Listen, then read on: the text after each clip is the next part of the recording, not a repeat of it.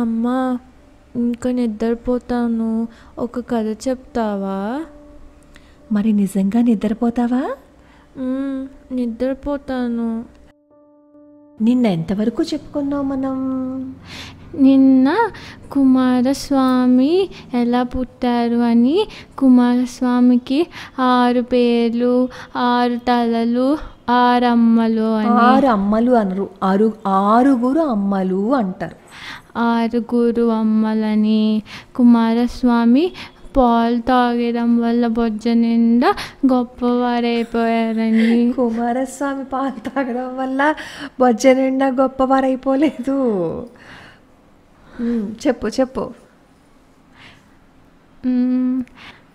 ఇంకా బాహుబలిలో దేవసేనాపతి, కుమారస్వామి దేవసేనాపతి ఇద్దరు ఒకటి కాదు అని తెలుసుకున్నాము. అయితే ఈరోజు విశ్వామిత్ర మహర్షి శ్రీరామచంద్రమూర్తికి, లక్ష్మణస్వామికి సగరుడి కథ చెప్తున్నారు. ఈరోజు చెప్తున్నారా అమ్మా? ఈరోజు అంటే ఆయన చెప్తున్నది మనం ఈరోజు చెప్పుకుంటున్నాం. తెలివితేటలు బాగానే ఉన్నాయి నీకు. పూర్వం అయోధ్య నగరాన్ని సగరుడు అనే రాజు పరిపాలిస్తూ ఉండేవాడు. అయోధ్య అంటే నీకేం గుర్తొచ్చింది? మొన్న బుల్లి రాముడిని అయోధ్యలో ప్రతిష్ఠించారు కదా, అది గుర్తొచ్చింది. అయితే ఈ సగరుడు అనే ఆయనకి మగపిల్లలు లేరు. అమ్మా, ఆడపిల్లలు ఆయనకున్నారా?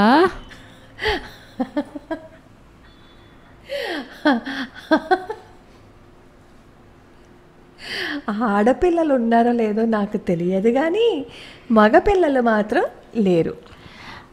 ఒకవేళ ఆడపిల్ల ఉంటే పిల్లలు ఉన్నారని బాధపడకూడదు.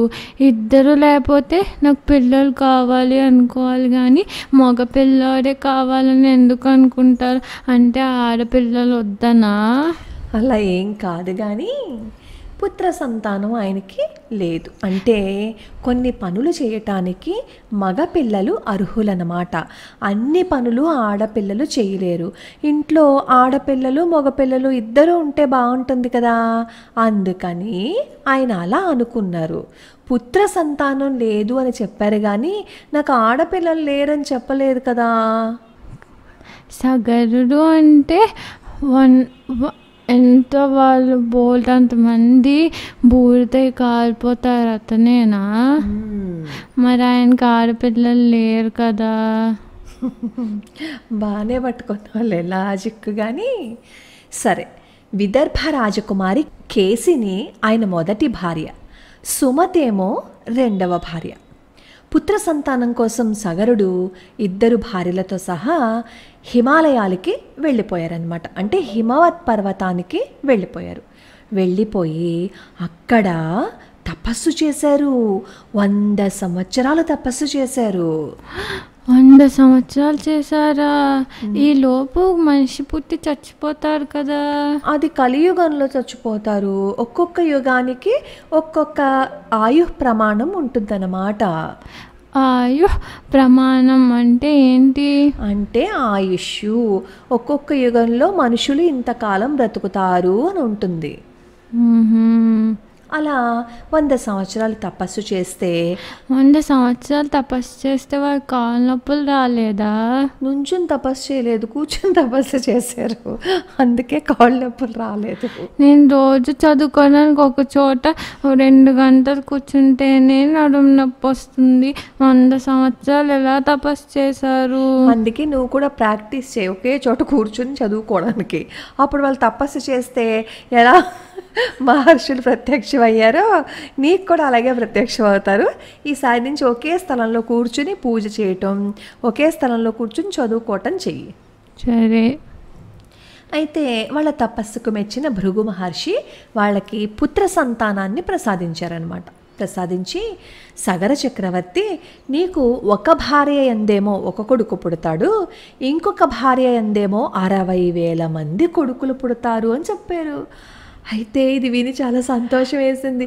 అబ్బా, 60,000. భయం వేస్తుంది కదమ్మా. ఎందుకు? 60,000 మంది అంటే 60,000 మంది పేర్లు ఎలా గుర్తుపెట్టుకుంటారు? ఇప్పుడు మనం షష్ఠికి వెళ్ళామనుకో, అక్కడ బోల్డంతమంది జనాలు ఉంటే నువ్వు నా చేయి పట్టుకుని తీసుకెళ్తావు. కానీ 60,000 మంది ఉంటే ఎంతమంది చేతులు పెట్టుకొని తీసుకెళ్తారు? ఒకవేళ తప్పిపోయినా కౌంట్ చేయడానికి కూడా ఉండదు. ఎందుకు ఉండదు?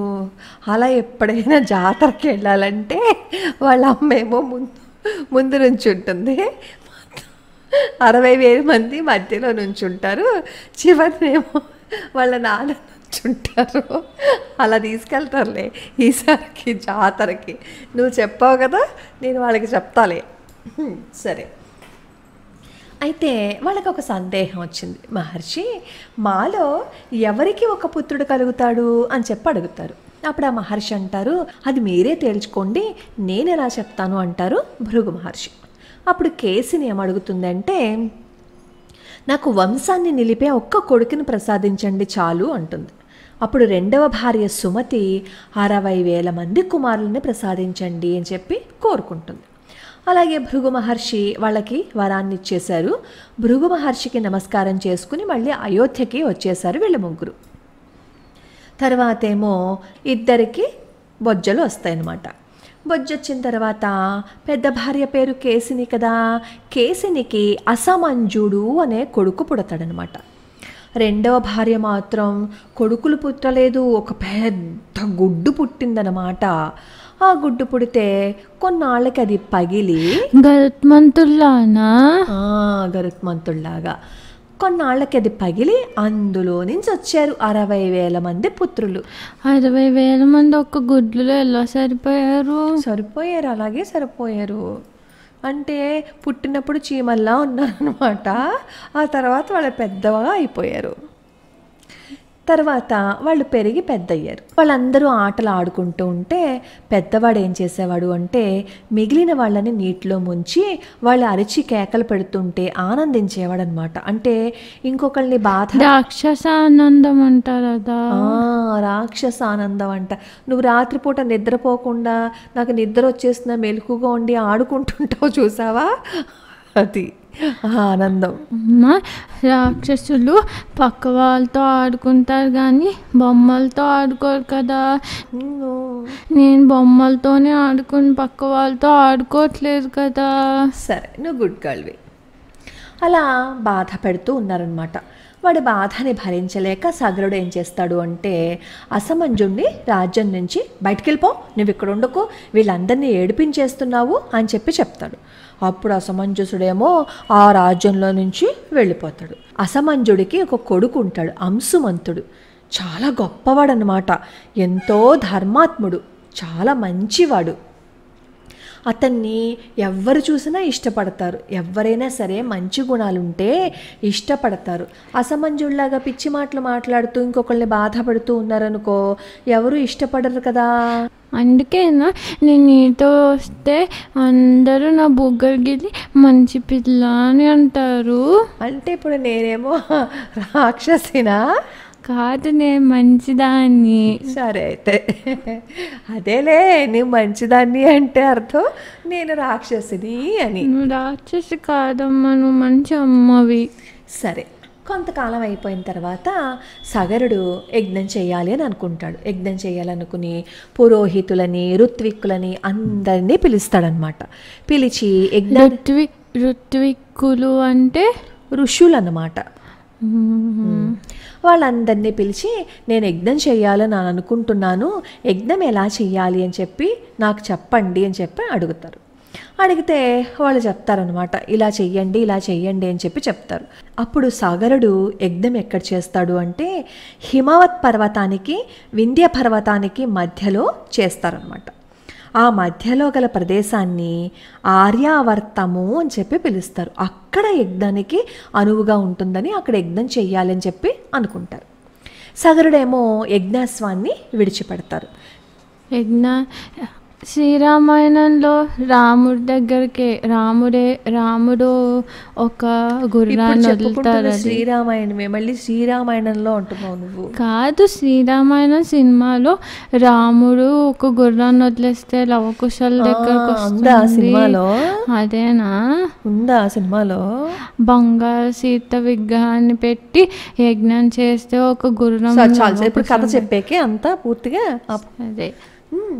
అయితే సగరుడు అక్కడ యజ్ఞం చేసేటప్పుడు ఈ యజ్ఞాశ్వాన్ని విడిచిపెడతాడు. సగరుడు మనవుడు అంశమంతుడు ఉన్నాడు కదా, ఆ అంశమంతుడు ఏం చేస్తాడు అంటే ఆ అశ్వానికి రక్షణగా వెళ్తారనమాట. సగరుడు యజ్ఞం చేయటం ఇష్టం లేని వాళ్ళు ఉంటారు కదా, అప్పుడు ఏం చేస్తారు అంటే వాళ్ళు వచ్చి ఈ అశ్వాన్ని అపహరించుకుని తీసుకెళ్ళిపోతారు. అశ్వం కనిపించలేదు. అశ్వం అంటే ఏంటి? గుర్రం. నీకెలా తెలుసు? శ్రీరామాయణం సినిమాలో అదే విడిచిపెట్టారని చెప్తుంటే నువ్వే ఆపోయి అన్నావు. సరే సరే. అప్పుడు ఆ ఋత్వికులందరూ సగరుడితో చెప్తారు, చక్రవర్తి, ఈ గుర్రాన్ని ఎవరో దొంగిలించేశారు, మరి గుర్రం లేకపోతే యజ్ఞం ఎలా జరుగుతుంది, కాబట్టి వెంటనే గుర్రాన్ని తీసుకురండి అని చెప్పంటారు. అప్పుడు మరి ఎలా తీసుకొస్తారు? అప్పుడు ఏం చేస్తాడు అంటే సగరుడు మరి 60,000 మంది పిల్లలు ఉన్నారు కదా, వాళ్ళందరినీ పిలుస్తారనమాట. పిలిచి, ఇదిగో ఇది మంత్రములతో పవిత్రమైన స్థలము, ఇక్కడికేమో రాక్షసులు రాలేరు, ఇక్కడికి రాక్షసులు వచ్చి తీసుకెళ్లే పని కాదు, ఇంకెవరో చేశారు, ఈ గుర్రాన్ని పట్టుకెళ్ళిపోయారు, కాబట్టి మీరు భూమంతా వెతకండి, భూమి పైన వెతకండి, కింద వెతకండి, ఎక్కడ పడితే అక్కడ చూడండి, నాకు మాత్రం మీరు గుర్రాన్ని తీసుకుని రావాలి అని చెప్పి చెప్తారు. వెంటనే వీళ్ళందరూ గుర్రాన్ని తీసుకురావడం కోసం వెళ్తారనమాట. మొత్తం అంతా చూసేశారు, ఎక్కడా గుర్రం కనిపించలేదు. గుర్రం కనిపించకపోతే అప్పుడు వాళ్ళు ఏం చేశారు తెలుసా? ఈ భూమి ఉంటుంది కదా, దాన్ని తవ్వేసుకుంటూ లోపలికి వెళ్ళిపోతున్నారు. అలా లోపలికి వెళ్ళిపోతుంటే పాములు, రాక్షసులు ఇలా ఒక్కొక్కటి బయటకు వస్తున్నాయి అన్నమాట. అలా బయటకు వస్తూ ఉంటే తవ్వేస్తూ ఉంటే గొయ్యి అయిపోతుంది కదా, అలా గొయ్యి అయిపోయింది. అలా మొత్తం అంతా తవ్వేశారు. అప్పుడేమో దేవతలు, గంధర్వులు, నాగులు వీళ్ళందరూ బ్రహ్మదేవుడి దగ్గరికి వెళ్ళి, బ్రహ్మదేవ గుర్రం కోసమేమో ఈ సగరపుత్రులు భూమి అంతా తవ్వేస్తున్నారు, పాతాళంలో తపస్సు చేసుకుంటున్న ఋషులందరినీ చంపేస్తున్నారు, దొరికిన వాడిని దొరికినట్టు వాళ్ళు చంపేస్తున్నారు, బోల్డంత జంతువులు చచ్చిపోతున్నాయి, నీ సృష్టి అంతా నాశనం అయిపోతుంది, నువ్వే కాపాడాలి అని చెప్పి అడుగుతారనమాట. నాకు డౌట్. చెప్పు ఇంకా అడగలేదేంటి అనుకున్నాను. కాదు, నువ్వు వంటింట్లోంచి స్పూన్ తెమ్మన్నావు అనుకో, అక్కడ స్పూన్ లేదనుకో, నేను హాల్లో ఉంటే హాల్లో తెచ్చేస్తాను కదా, కానీ వీళ్ళు ఎందుకు ఆ గుర్రమే తేవాలనుకున్నారు? ఇంకో డబ్బులు పెడితే ఇంకో గుర్రం వస్తుంది కదా, దానికోసం భూలోకం అంతా తవ్వి అలసిపోవడం ఎందుకు? ఈ లోపలే యజ్ఞం అయిపోతుంది, వాళ్ళేమో ఇంకెప్పుడు వస్తారు అని ఎదురు చూస్తూ ఉంటారు. దీక్షగా ఒక పని చేసేటప్పుడు దేనితో అయితే మొదలు పెట్టారో దానితోటి ముగింపు కూడా చెయ్యాలి. మరి దీక్ష చేసినప్పుడు ఏ యజ్ఞాశ్వాన్ని అయితే వదిలిపెట్టారో ఆ యజ్ఞాశ్వమే మళ్ళీ రావాలన్నమాట. అది అంతే తప్ప వాళ్ళకి గుర్రాలు లేకేంటి దానికోసం వెతికారు. అలా భయపడిపోతూ బ్రహ్మదేవుడి దగ్గరకు వచ్చి అడిగితే అప్పుడు బ్రహ్మదేవుడు అంటారు, మీరేం భయపడకండి, విష్ణుమూర్తి వస్తారు, విష్ణుమూర్తి ఏమో కపిలావతారంలో ఈ భూమిని రక్షిస్తున్నారు, ఆయనే ఈ సగర కుమారులందరినీ శిక్షిస్తాడు, ఈ సగర కుమారులందరూ కపిలుడి చేతిలో చచ్చిపోతారు అని చెప్పి చెప్తారు. కపిలుడు అంటే ఎవరమ్మా? ఆయన ఒక మహర్షి అన్నమాట, విష్ణువు అవతారము అని చెప్పి చెప్తారు, కపిల మహర్షి.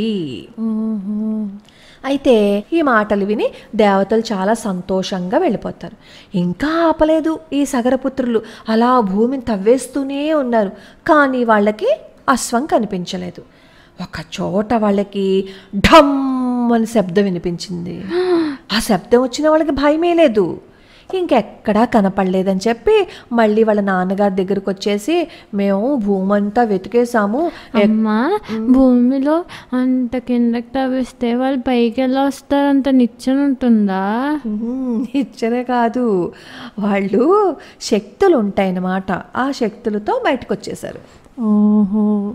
అలా వాళ్ళ నాన్నగారి దగ్గరికి వెళ్ళి మేము భూమి అంతా తవ్వేశాము, చాలామందిని చంపేశాము, కానీ మాకేమో గుర్రం కనిపించలేదు, ఏం చెయ్యాలో చెప్పండి అని చెప్పి అడుగుతారు. అప్పుడు సగరుడికి కోపం వస్తుంది. ఏంటి మీరేమో అశ్వాన్ని పట్టుకురాకుండా వచ్చేసారేంటి, మీరు ఇంకా తవ్వండి భూమిని, లేకపోతే రాకండి అంటాడు.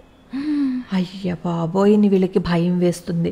అప్పుడు ఇంకా భూమిని తవ్వుతూ తవ్వుతూ పాతాళ లోకానికి వెళ్ళిపోతారన్నమాట.